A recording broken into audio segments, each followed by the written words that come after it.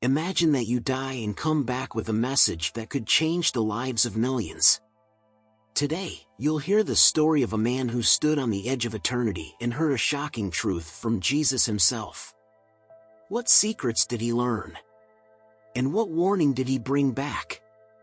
Subscribe to our channel so you don't miss incredible stories, and make sure to watch this video to the end. Every moment brings you closer to an amazing conclusion. James was a man who lived by a strict routine.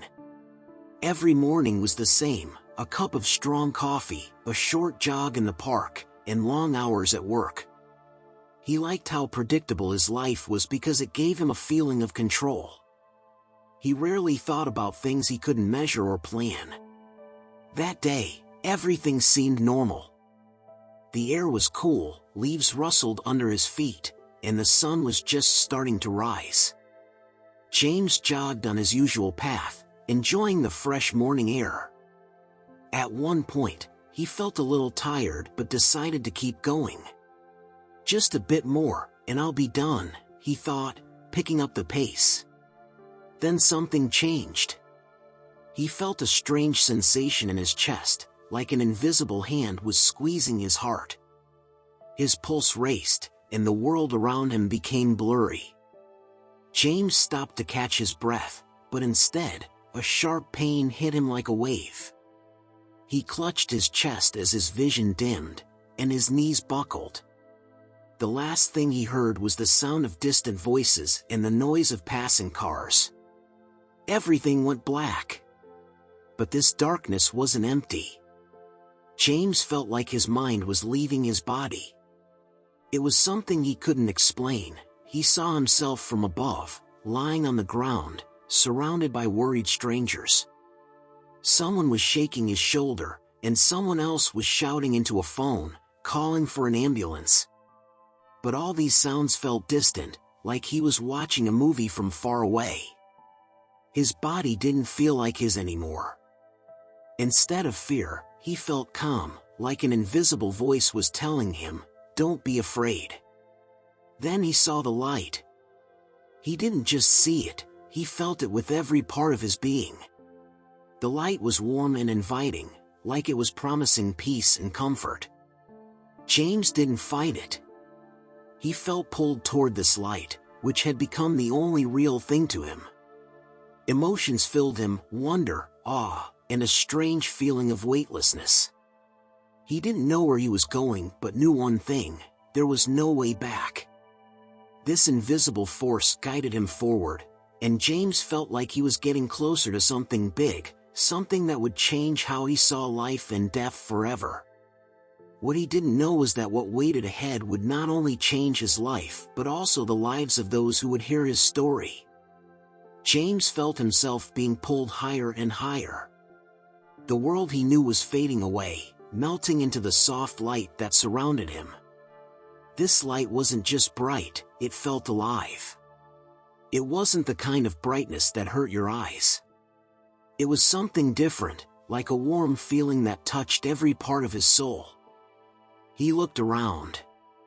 There were no familiar objects, no walls, but he could feel a space filled with this light. It was like being in the heart of pure energy. This place didn't just give off light, it gave off love. A love so strong and pure that tears started running down his face. Even though he didn't have a physical body anymore, he could feel every emotion clearly. At one point, the light became brighter, and James felt something coming closer. His heart filled with both awe and a little fear because he could sense that he was about to see something beyond his understanding. A figure appeared from the light. At first, it was blurry, but soon it became clear. James saw a man dressed in dazzling white clothes that seemed to shine from within. His face wasn't beautiful in the way humans think of beauty. It was full of kindness, wisdom, and power. When their eyes met, James felt like his whole soul was open. Every memory, every action, and every thought he had ever had was laid bare, not just to himself but to the one standing in front of him. Yet, he didn't feel judged, he felt loved. "You know who I am," the figure said. His voice was deep but gentle, like a soft breeze. "It's you," James whispered without even realizing he was speaking. Jesus nodded, and at that moment, everything seemed to stop. Time no longer existed. James felt like he was part of something eternal. Jesus reached out his hand and motioned for James to come closer. James stepped forward, but it didn't feel like moving his body. It felt like his thoughts were doing the moving. "You are here for a reason," Jesus said. "Your time to return has not yet come, but before you go back, I will show you a truth that you must share with others." James froze, feeling both awe and fear in his heart. He felt unworthy to be there, to see Jesus, to hear his words. But the light coming from Jesus seemed to say, "You are accepted. You are loved." The space around him began to change again. The light grew dimmer but stayed warm. Suddenly, a scene appeared before James, as if a giant screen was showing a vision in front of him. He didn't know what he would see, but he felt this was something he needed to witness. His journey was just beginning. The light around James started to change, and he felt like he was stepping into a new reality. It was like watching a grand painting, but instead of paint, the image was made of real life. In front of him was a massive field filled with people. Millions, maybe billions, were moving in the same direction, like a giant whirlpool of human bodies. At the center of it all was a figure standing tall, giving off a strange, captivating light. "Who is that?" James asked in a whisper, feeling an unexplainable sense of fear. Jesus stood beside him, his face serious but full of compassion. "That is the false prophet," he said. James watched as people blindly followed this figure. It spoke with a loud and confident voice, its words sweet and convincing. Every word seemed to sink into people's minds like poison. The false prophet promised peace, prosperity, and salvation, but behind its words, James felt only darkness. The scene changed. Now James saw cities filled with chaos. People were glued to their screens, completely lost in illusions created by technology. Their eyes were empty, their faces frozen in expressions of submission. They believed everything they were told without question. "He uses technology to control minds," Jesus explained. "He offers convenience and safety in place of truth." James's heart ached as he watched. He saw people of all ages and backgrounds turning away from God, replacing him with the false promises of the prophet. The scenes became more disturbing: broken families, wars, despair, and pain. But why do they believe him? James asked, unable to look away. "Because he gives them what they want, not what they need," Jesus said. "He knows their weaknesses and uses them to manipulate them." James saw the false prophet raise its hands, calling people to unite. Crowds followed with joy, unaware that its shadow was growing and turning into something terrifying. Behind the prophet stood a dark figure, hidden in thick darkness, draining the light from anyone who got close. This is not just a man, James realized, trembling with fear. This is something more. Jesus confirmed his thoughts. The false prophet is a tool of evil, created to destroy souls. He wants to replace me in the hearts of people. You will know him by his actions. He rejects truth, spreads lies, and tries to make himself the center of everything. James saw a vision of the future. The false prophet united nations, speaking the language of love and peace, but behind those words was a terrible lie. People gave up their freedom, their minds, and, eventually, their souls to follow him. But who is he? James asked, turning to Jesus desperately. How can he be stopped? Jesus looked at him with deep seriousness. It is not for you to know his name now, But you must warn people. Tell them to be vigilant.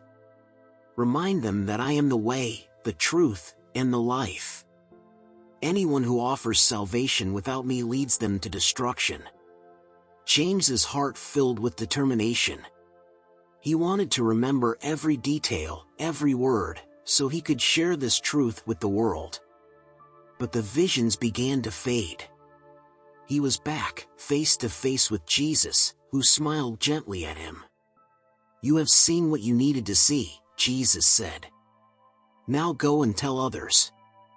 James felt himself being pulled back, like a powerful force dragging him down, away from the holy light and back to the earthly world. He wanted to stay, to spend just one more moment with Jesus, but he knew deep inside that his mission on earth was not over. The light around him dimmed, turning into familiar darkness. With it came pain, deep and heavy, as if every cell in his body was waking up after a long sleep. James opened his eyes. Doctors were leaning over him, their faces showing both worry and amazement. "We got him back," one of them exclaimed, holding defibrillator paddles. James took a deep breath, as if his lungs were filling with air for the first time. The sounds around him were muffled, and even the hospital room lights seemed too bright. But something inside him had changed. This wasn't just coming back to life, it was the beginning of something greater. "Where am I?" he whispered weakly. "You're in the hospital," a nurse said gently, placing a hand on his shoulder. "Your heart stopped for several minutes, but you survived, miraculously." James closed his eyes, but the visions he had seen were still vivid in his mind: the crowds, the false prophet, the darkness, and the light of Jesus. It was too real to be just a dream. "This wasn't just my heart stopping," he whispered to himself. In the days that followed, James stayed in the hospital to recover. The doctors were amazed at his strength, but James himself knew his survival was not just luck. It was part of God's plan. His inner world felt completely different, as though he had been reborn. Every time he closed his eyes, he saw Jesus and heard his words, "Warn them. Tell people what you've seen." These words became the guiding light of his life. When James finally returned home, his family surrounded him with care and attention, but no one could understand what he had been through. He tried to tell them, but even his closest loved ones looked at him with disbelief. "It's just hallucinations caused by your heart stopping," his brother said, trying to comfort him. But James knew it wasn't a hallucination. It was a real vision. And the more he thought about it, the stronger his desire to share it with the world became. He started small, talking to friends and neighbors. Every time he told his story, he saw a mix of curiosity, fear, or hope in people's eyes. Some listened with skepticism, but others froze, as if they could feel the truth in his words. "The false prophet is already among us," he said. "And if we're not careful, we could end up like the people I saw in my vision."